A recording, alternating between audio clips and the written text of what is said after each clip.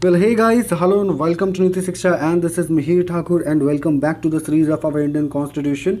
और जैसा कि आप लोगों को पता है कि पिछले वीडियो में हम लोगों ने आर्टिकल 73 तक कवर कर लिया था, जो कि बात करता है वाइस प्रेसिडेंट ऑफ इंडिया के बारे में। तो कॉन्स्टिट्यूशन की सीरीज़ को आगे बढ़ाते हुए हम लोग आज जो है शुरू करने जा रहे हैं हमारा 74 आर्टिकल, और 74 से लेकर के 78 आर्टिकल तक आज के वीडियो में हम लोग कवर करेंगे, जो कि बात करता है काउंसिल ऑफ मिनिस्टर के बारे में। समझेंगे काउंसिल ऑफ मिनिस्टर क्या है, काउंसिल ऑफ मिनिस्टर किन को कहते हैं और उनमें क्या क्या चीज़ें हैं, कौन कौन से लोग जो है वो काउंसिल ऑफ मिनिस्टर्स में आते हैं, उन सभी चीज़ों को देखेंगे और इससे रिलेटेड सारे आर्टिकल्स को भी समझेंगे। तो शुरू करते हैं आज के वीडियो को। तो कॉन्स्टिट्यूशन का पार्ट 5 जो है अभी हम लोग कवर कर रहे हैं, और कॉन्स्टिट्यूशन के पार्ट 5 में हम लोग यूनियन के बारे में ही पढ़ रहे हैं। तो यूनियन के अंदर में ही काउंसिल ऑफ मिनिस्टर्स आता है, और काउंसिल ऑफ मिनिस्टर्स में क्या क्या आते हैं उन सभी को हम लोग आज देख लेते हैं। कि यहाँ पे जो सबसे हेड ऑफ द स्टेट होते हैं वो होते हैं हमारे प्रेसिडेंट, उनके बाद उनके नीचे आते हैं वाइस प्रेसिडेंट, फिर आते हैं the prime minister of our India, और उसके नीचे जो है आता है हमारा काउंसिल ऑफ मिनिस्टर, जिसके बारे में आज हम लोग पढ़ने जा रहे हैं। तो काउंसिल ऑफ मिनिस्टर जो है वो किस तरीके से जो है बनता है, कौन कौन चीज़ों से मिल करके बनता है। तो काउंसिल ऑफ मिनिस्टर्स में सभी चीज़ें होती है। कौन कौन सी? एक तो होते हैं कैबिनेट मिनिस्टर्स। तो कई बार कई लोग काउंसिल ऑफ मिनिस्टर्स और कैबिनेट मिनिस्टर्स में जो है वो डिफरेंस नहीं कर पाते हैं, कंफ्यूज हो जाते हैं कि दोनों एक ही हैं। काउंसिल ऑफ मिनिस्टर क्या है, कैबिनेट किसको कहते हैं। तो देखो, काउंसिल ऑफ मिनिस्टर क्या होता है ना कि उसके अंदर में cabinet ministers, ministers of states, deputy ministers और पार्लियामेंट्री सेक्रेटरीज, ये सभी मिल करके जो है वो काउंसिल ऑफ मिनिस्टर्स बनाते हैं। और देखो, काउंसिल ऑफ मिनिस्टर्स में से कुछ मिनिस्टर्स को, कुछ लोगों को, मिनिस्टर्स को निकाल लिया जाता है, और उनको जो है प्राइम मिनिस्टर एक अपना अलग पोर्टफोलियोज देते हैं और उनको अपने कैबिनेट में शामिल करते हैं। ओके, वो होते हैं कैबिनेट मिनिस्टर्स। और किन्हीं किन्हीं मिनिस्टर्स को जो है वो पोर्टफोलियो नहीं दिया जाता है, और उनको क्या किया जाता है, कैबिनेट मिनिस्टर्स को असिस्ट करने के लिए दे दिया जाता है। ठीक है, और या फिर कभी कई बार होता है कि उनको कोई कोई पोर्टफोलियोज भी दे दिया जाता है, बट कैबिनेट में शामिल नहीं किया जाता है। और कुछ मिनिस्टर्स होते हैं जो उनको कोई भी पोर्टफोलियोज नहीं दिया जाता है, कोई भी उनको अलग से कोई मिनिस्ट्री नहीं दिया जाता है, उनको कहते हैं डेप्यूटी मिनिस्टर्स। और वो डेप्यूटी मिनिस्टर्स जो है वो मिनिस्टर्स ऑफ स्टेट्स को जो है वो मतलब कि असिस्ट करते हैं। और देखो, कैबिनेट की जब मीटिंग बैठती है ना, तो उस वक्त मिनिस्टर्स ऑफ स्टेट हो या डेप्यूटी मिनिस्टर्स हो, इनका वहाँ पे कोई रोल नहीं होता, ये वहाँ नहीं जाते हैं तब तक जब तक कि कैबिनेट मिनिस्टर्स उनको खुद पर्सनली इनवाइट नहीं करते हैं उस मीटिंग के अंदर में। तो क्या है, इसको इन सभी चीज़ों को मिल करके जो मिला करके जो है वो बनता है हमारा काउंसिल ऑफ मिनिस्टर्स। ओके, तो डिफरेंसेस तो आप लोगों ने समझ लिया। अब हम लोग आर्टिकल्स देखते हैं। ओके, तो शुरू करते हैं हमारा आर्टिकल 74 से। तो आर्टिकल 74 के जो हेडिंग है उसमें दिया गया है कि council of ministers to aid and advice president, मतलब कि काउंसिल ऑफ मिनिस्टर्स जो है वो एडवाइस करेंगे, जो है एडवाइस देंगे प्रेसिडेंट को। किस तरीके से वो दिया हुआ है कि आर्टिकल 74 में बात कही गई है कि there shall be a council of ministers with the prime minister. Okay, council of minister होंगे जो कि हेड होंगे किसके, जिसके हेड जो है वो प्राइम मिनिस्टर होंगे। अभी हमारे काउंसिल ऑफ मिनिस्टर्स के हेड कौन होंगे, नरेंद्र मोदी। तो अभी जो है प्राइम मिनिस्टर काउंसिल मिनिस्टर के हेड होंगे। To aid and advice the president who shall in exercise of his function act in accordance with such advice. तो क्या है कि अभी जो भी प्रेसिडेंट कोई काम करेंगे या फिर किसी भी तरीके का उनको कोई बिल या फिर लॉज पास कराना होगा, तो उसके संदर्भ में उससे रिलेटेड जो है एडवाइस जो है वो council of ministers prime ministers के थ्रू, और काउंसिल ऑफ मिनिस्टर्स सभी जो है एडवाइस देते हैं हमारे प्रेसिडेंट को। क्योंकि कोई भी काम जो होता है हमारे स्टेट के अंदर में वो प्रेसिडेंट के नाम से ही होता है, तो एडवाइस वहाँ पे काउंसिल ऑफ मिनिस्टर देंगे, और एक काउंसिल ऑफ मिनिस्टर हमारे देश के अंदर में होगा। ये बात आर्टिकल 74 कहता है। 75 में है कि other provisions as to ministers, ministers को लेकर ना अलग अलग प्रोविजंस बनाए गए हैं। ओके, तो सारे प्रोविजंस को 75 आर्टिकल में रखा गया है, मतलब कि आर्टिकल 75 में रखा गया है। तो आर्टिकल 75 में बात करी गई है कि the prime minister shall be appointed by the president. Okay, मतलब प्राइम मिनिस्टर जो है वो अपॉइंट किए जाएंगे प्रेसिडेंट के द्वारा, and other ministers shall be appointed by the president, मतलब कि जितने अदर मिनिस्टर्स हैं वो भी अपॉइंट किए जाएंगे प्रेसिडेंट के द्वारा। On advice of the prime minister. यानी कि देखो पहले क्या होगा कि इलेक्शन हो जाएंगी, इलेक्शन होने के बाद क्या होगा कि वहाँ पर जो है जो भी मिनिस्टर्स होंगे, MLA MPs, वो क्या करेंगे, अपना लीडर चुन लेंगे कि एज अ प्राइम मिनिस्टर हम इनको अपना लीडर चुनते हैं, लीडर ऑफ द हाउस। उसके बाद क्या करेंगे कि प्रेसिडेंट जो है वो उनको प्राइम मिनिस्टर अपॉइंट कर देंगे कि ठीक है आप प्राइम मिनिस्टर, उनको शपथ दिलवा देंगे। और उसके बाद प्राइम मिनिस्टर का ये राइट है, प्राइम मिनिस्टर का ये रिस्पॉन्सिबिलिटी है कि वो प्रेसिडेंट को बताएंगे कि मैं इन MPs को जो है मिनिस्टर्स बनाऊंगा और इन MPs को कैबिनेट में रखूंगा, इनको मैं मिनिस्टर ऑफ स्टेट्स बनाऊंगा और इनको मैं डेप्यूटी मिनिस्टर्स बनाऊंगा।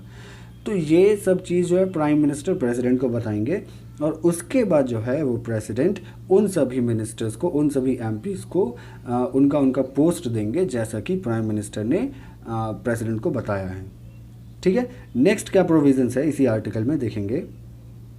ओके, तो इसी की क्लॉज 2 में बात करी गई है कि the minister shall hold office during the pleasure of the president.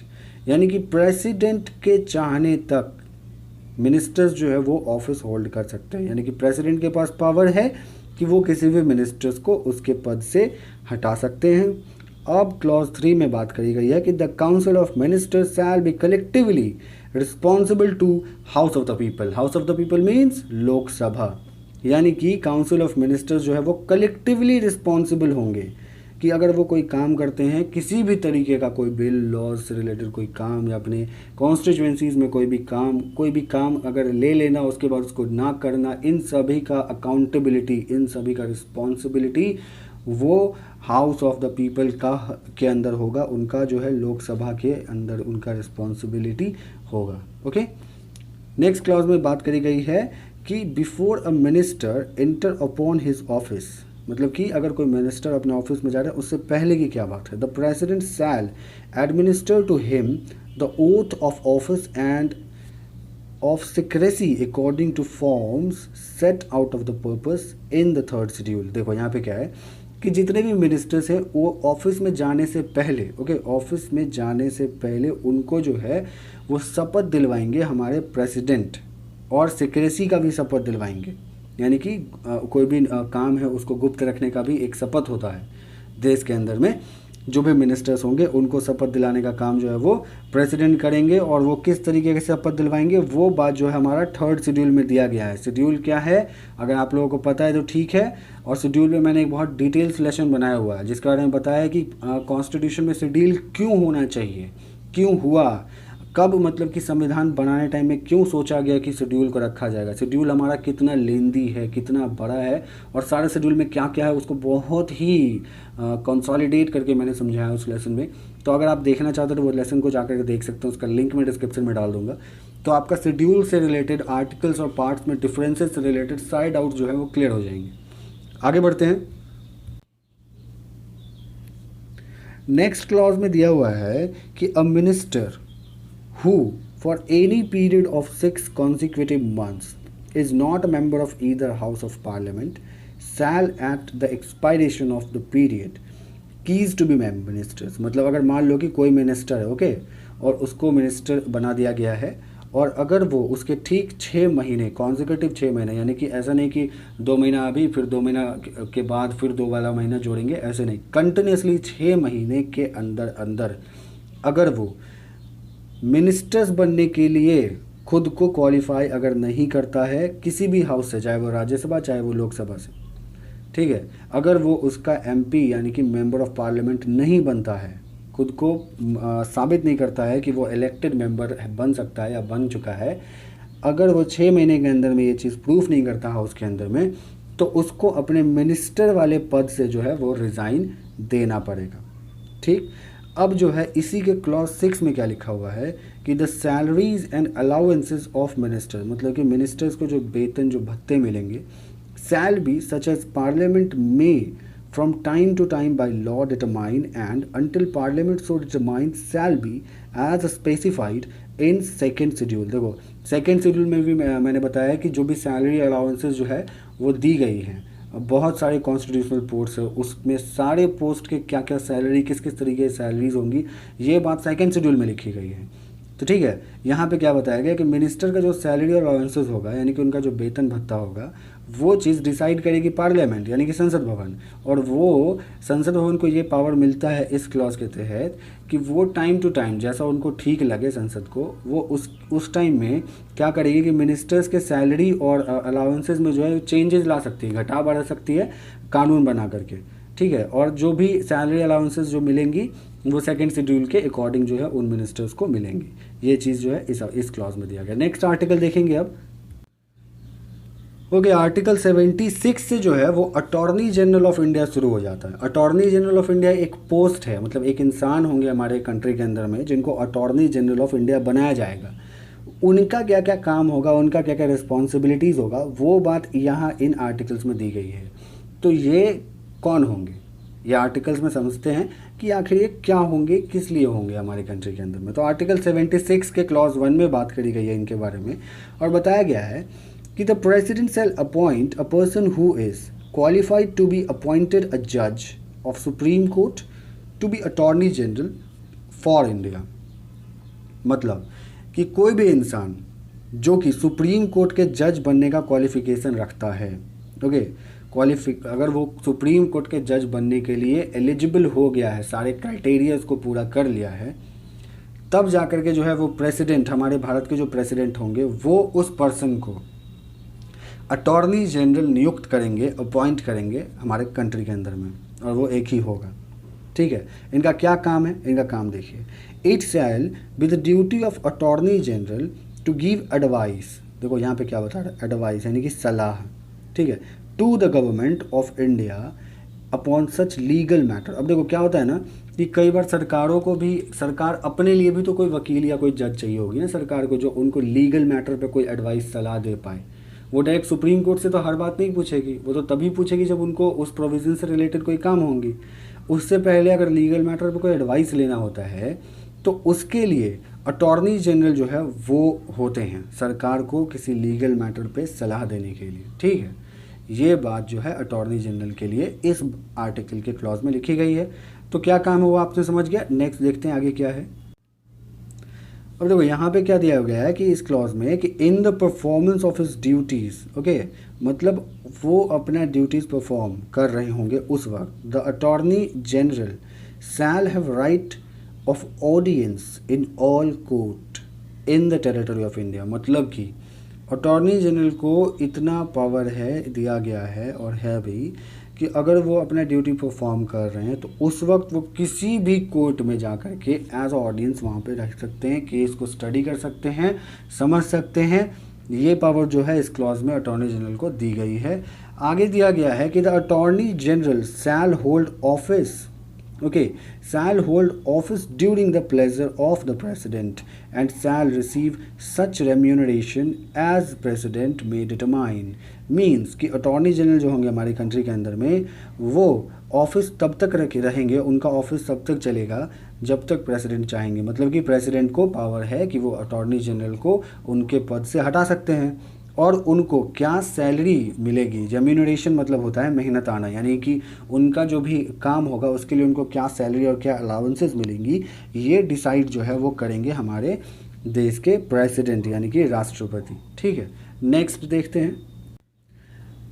Okay, article 77 में बात करी गई है। 76 तक तो आप लोगों ने अटॉर्नी जनरल समझ लिया। अब 77 में क्या बात करी गई है कि कंडक्ट ऑफ गवर्नमेंट बिजनेस, यानी कि गवर्नमेंट का जो बिजनेस होता है उसके बारे में क्या बताया गया है कि आर्टिकल 77 में बताया गया all executive action of government of India shall be expressed to be taken in the name of the president. मतलब कि देखो यूनियन के अंदर में जो गवर्नमेंट होगी हमारी, उनका जो एग्जीक्यूटिव एक्शन होगा, जितना भी एग्जीक्यूटिव जो भी काम होगा वो जो है किया जाएगा तो गवर्नमेंट के द्वारा, लेकिन किन के नाम पे किया जाएगा, वो किया जाएगा प्रेसिडेंट के नाम पे किया जाएगा, ठीक है। क्योंकि प्रेसिडेंट के पास जो है एग्जीक्यूटिव पावर होता है। आप लोगों को अगर नहीं पता है तो पावर ऑफ द प्रेसिडेंट वाले लेसन में मैंने ये पावर जो है प्रेसिडेंट का बताया हुआ है। अगर आप लोग चाहते हैं तो वो वीडियो जाकर के देख सकते हैं। जितने भी पावर होते हैं प्रेसिडेंट के, उन सभी को मैंने वहाँ डिटेल्स में समझाया है कि उनका एग्जीक्यूटिव पावर क्या होगा, उनका लेजिस्लेटिव पावर क्या होगा, उनका मिलिट्री पावर क्या होता है, और भी बाकी सारे पावर्स हैं उनके, तो उन सभी को मैंने वहाँ कवर किया हुआ है। तो उन सब चीज़ों को आप अगर देखते रहेंगे ना, तो क्या होगा कि आपको संविधान के अंदर में बहुत सारी चीज़ें वो समझने में बहुत ज़्यादा आसानी हो जाएगी, और अपने इंडिया के पॉलिटिकल सिस्टम को समझने में बहुत ज़्यादा आसानी हो जाएगी। तो उनको जाकर के आप देख सकते हैं, लिंक मैंने डिस्क्रिप्शन में दे दिया है। आगे देखते हैं क्या है। अब देखो, आज के सेगमेंट के लास्ट आर्टिकल है आर्टिकल 78। यहाँ पे आर्टिकल 78 में बात करी जा रही है कि duties of prime minister as respect the furnishing of information to the president. मतलब कि जो भी प्राइम मिनिस्टर क्या ड्यूटीज़ होगा, मतलब कि प्राइम मिनिस्टर क्या कर्तव्य होगा कि वो किस तरीके से जो है प्रेसिडेंट को इन्फॉर्म रखेंगे, किस तरीके से प्रेसिडेंट को काम जो कर रहे हैं प्राइम मिनिस्टर। मेन तो वही हो गया ना, डी फैक्टो और डी जूरी वाला बात है कि डी फैक्टो तो मेन प्राइम मिनिस्टर और de jure head of the government मेन क्या है कि प्राइम मिनिस्टर होते हैं, क्योंकि गवर्नमेंट जो काम करती है वो मैक्सिमम पावर जो है वो प्राइम मिनिस्टर के पास होता है। और जो हेड ऑफ द स्टेट है हमारे प्रेसिडेंट, उनको क्या होता है कि वो संसद में बैठते नहीं हैं, तो किस तरीके से बिल बनाना है, कौन कौन सा बिल बनेगा, क्या क्या एक्ट लागू होंगी संसद के अंदर, किस किस तरीके से काम चल रहा है, all over the work which is related to our country, which is related to the government, उससे रिलेटेड जो है वो सारा इन्फॉर्मेशन तो प्रेसिडेंट को होना चाहिए ना। तो वो चीज़ प्राइम मिनिस्टर देंगे, तो वो किस तरीके से देंगे वो बात आर्टिकल 78 में करी गई है कि it shall be the duty of the prime minister. मतलब प्राइम मिनिस्टर का कर्तव्य है ये, ऐसा नहीं कि उनका मन हो तो नहीं, यह कर्तव्य है। आर्टिकल में लिखा गया है संविधान में कि प्राइम मिनिस्टर का यह कर्तव्य है to communicate to the president all decision of the council of ministers relating to the administration of the affairs of the union and proposal or for legislation। मतलब कि क्या कि देखो क्या है कि प्राइम मिनिस्टर जो है वो प्रेसिडेंट को इन्फॉर्म रखेंगे, कम्युनिकेट करेंगे समय समय पर, और वो काउंसिल ऑफ मिनिस्टर्स के बारे में जो भी अपडेट्स जो है वो किस तरीके से काम चल रहा है, उनको किस तरीके से एडमिनिस्टर करना है, वो चीज़ जो अपडेट वो प्रेसिडेंट को देंगे। और साथ ही साथ वो यूनियन के अंदर में लेजिस्लेशन जो भी लेजिस्लेटिव जो काम हो रहा है, जैसे कोई बिल है, कोई एक्ट्स है, कोई ऑर्डिनेंस है, तो उन सभी से रिलेटेड जो भी है वो प्रपोजल, वो तो प्रेसिडेंट के प्रपोजल के बाद ही वो होगा। तो इसीलिए उनको जो है वहाँ पे इन्फॉर्म टाइम टू टाइम करना पड़ता है प्राइम मिनिस्टर को। नेक्स्ट है कि to furnish such information relating to administration of the affair of the union and proposal for legislation as president may call for. मतलब कि देखो कि to furnish such information relating to administration, मतलब administration से related कोई भी information है, अगर कोई अफेयर हो रहा है यूनियन के अंदर में, कोई भी काम हो रहा है तो, और लेजिस्लेशन जो है उसके लिए अगर कोई प्रपोजल होगा तो वो प्रेसिडेंट जो है आना पड़ेगा जब भी उनको जाएगा संदेश कि आपको यहाँ पे मौजूद होना होगा। और ये चीज़ जो है वो लेजिस्लेटिव वर्क होता है, यूनियन का अफेयर्स होता है। तो इन सब चीज़ों के लिए जो है प्रेसिडेंट को इन्फॉर्म करना जो है वो प्राइम मिनिस्टर का कर्तव्य है। ओके, इसी के नेक्स्ट क्लॉज में लिखा गया है कि if the president so required, मतलब प्रेसिडेंट को अगर कभी लग रहा है to submit for the consideration of council of ministers any matter on which a decision has been taken by a minister but which has not been considered by the council. मतलब कि कोई अगर मैटर है, ठीक है, कोई matter है, कोई अफेयर करना है, या फिर कोई भी बिल विल, कोई भी किसी भी तरीके का काम है, अगर वो डिसीजन जो है कोई मिनिस्टर के द्वारा लिया गया है, ठीक है, सिर्फ और सिर्फ इंडिविजुअली कोई एक मिनिस्टर के द्वारा लिया गया है, ठीक है, या फिर किसी मिनिस्ट्री के द्वारा लिया गया है, तो अगर प्रेसिडेंट को वो बात पता चल रही है कि ये मैटर है और इस पे जो है इस मिनिस्टर ने ऐसा ऐसा डिसीजन लिया है, और अगर प्रेसिडेंट को लगता है कि नहीं ये मैटर जो है सिर्फ इनके डिसीजन से काम नहीं चलेगा, इस पे जो है पूरे के पूरे काउंसिल का जो है वो डिसीजन होना ज़रूरी है, काउंसिल ऑफ मिनिस्टर्स को रिकन्सिडर इसको करना चाहिए, तो क्या करेंगे प्रेसिडेंट, उस मैटर को जो है वो काउंसिल के सामने पेश करेंगे ताकि उस पर फिर से जो है वो काउंसिल का डिसीजन हो। ठीक है, तो ये सारे चीज़ जो है काउंसिल ऑफ मिनिस्टर्स से रिलेटेड प्रेसिडेंट का जो है वो प्राइम मिनिस्टर का जो है वो सारा चीज़ ये कर्तव्य रहेगा। सो आई होप आप लोगों को सारे आर्टिकल समझ में आ गए होंगे, और आई होप आप लोगों को ये काउंसिल ऑफ मिनिस्टर्स से रिलेटेड कुछ डाउट्स भी जो होंगे वो भी क्लियर हो गए होंगे। And if you like the video, अगर आपको ये वीडियो पसंद आया है और अगर आप ऐसे ही कॉन्स्टिट्यूशन से रिलेटेड और भी ज़्यादा नॉलेजेबल वीडियोज़ देखना पसंद करते हैं और या फिर आप अगर कॉन्स्टिट्यूशन ऑफ इंडिया को अच्छी तरीके से पढ़ना चाहते हैं, चाहे वो कंपटीशन लेवल का हो या फिर अपने नॉलेज के बेसिस को और ज़्यादा बढ़ाने के लिए हो, किसी भी मैटर्स में अगर आप इंडियन कॉन्स्टिट्यूशन को पसंद करते हैं, उसको पढ़ना चाहते हैं, तो आप अभी मेरे चैनल को तुरंत से पहले भी सब्सक्राइब कर दो और हो सके तो वीडियो को लाइक ज़रूर कर देना और जितना हो सके चैनल को शेयर करो। सो मिलते हैं नेक्स्ट वीडियो में। Goodbye, take care.